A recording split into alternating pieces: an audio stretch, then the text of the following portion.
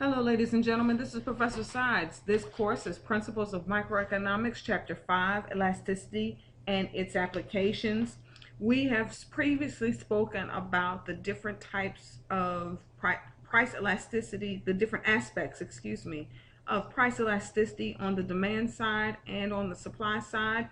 And now, in this segment of the lecture, we're going to talk about other elasticities. There are two other types of elasticities that are mentioned in this chapter that are commonly referred to. We have price elasticity, and then we have income elasticity, and then finally cross price elasticity. Now, we're going to speak to income elasticity first, income elasticity of demand, and then we're going to shift and move towards cross price elasticity of demand. In income elasticity of demand, basically what we're looking at is how does quantity demand change as consumers' income changes. Remember from chapter 4, we spoke through and talked about demand curve shifters, and one of the causes for a demand curve to shift is a change in income. So now we look at when your income changes. You go from being a college student to a college graduate, and your salary jumps from minimum wage to $35,000, $45,000, $55,000 a year. What does that change in your income? How does that cause you to respond as far as demanding goods and services? And what we will find is that if the good or service is a normal good, as your income increases, you will demand more, meaning that it is a positive elasticity. Remember, we talked about when we're measuring, we talk about directional, positive or negative, and then we also talk about quantitative, or the magnitude with a number amount. And so if relative to income elasticity of demand, if the good or service is a normal good, then we will see positive elasticity. Your income goes up, you will demand more. And then we look at here at our formula for income elasticity of demand. It is the percentage change in quantity demand divided by the percentage change in income. Remember, it looks exactly the same. The formula is exactly the same as price elasticity, except for instead of a percentage change in price, we have a percentage change in income. And then also remember, for normal goods, the income elasticity has to be greater than 0.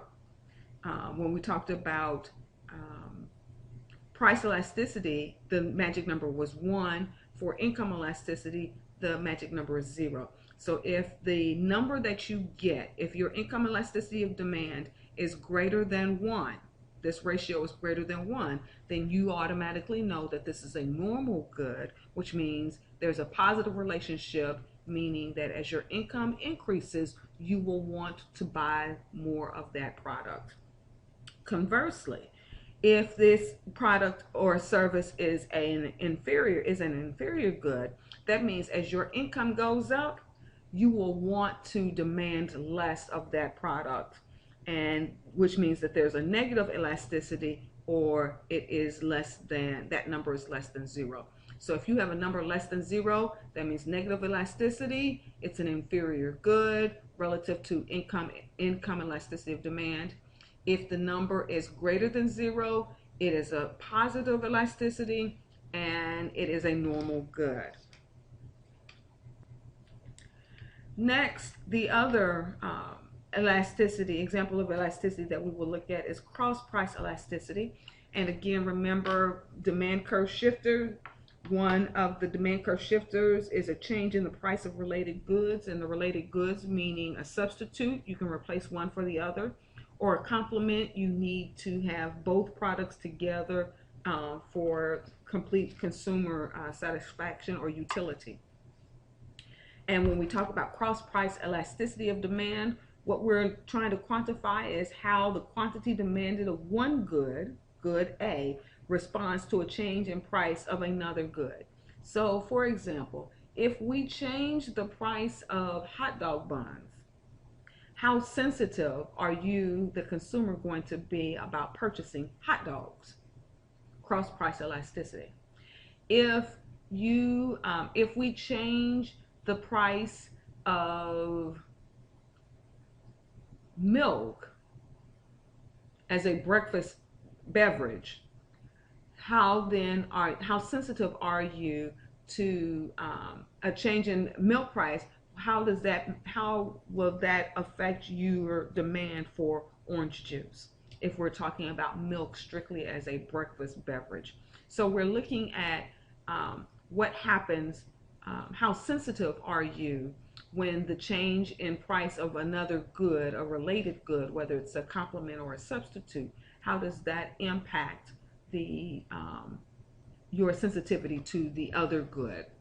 And as we see here in our formula, cross-price elasticity of demand is equal to the percentage change in quantity demand for the first good divided by the change in price, percentage change in price of the second good.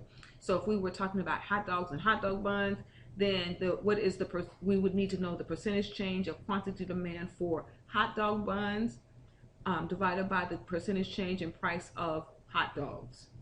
And then likewise milk for orange juice. And what we will find is this: if the item is a substitute, then we have a positive elasticity. That means they're moving in the same direction. And we know that that is true because the cross-price elasticity of demand will be a positive number, meaning it will be greater than 0. And here is the example: an increase in the price of beef causes an increase in the demand for chicken because they're substitutes. And then we know that if the cross-price elasticity of demand is less than 0, it's a decimal and it's less than 0, then that tells us that there's a negative elasticity. They move in opposite directions, which means, and then here for the example, if we saw an increase in the price of computers, then that's going to decrease the demand for software. And also, please review the substitute complements from chapter 4 again. That will help you better understand how cross-price elasticity would work. And again, our magic number is 0. This concludes our this segment of chapter 5's lecture, Other Elasticities. I look forward to speaking to you soon. Have a good one.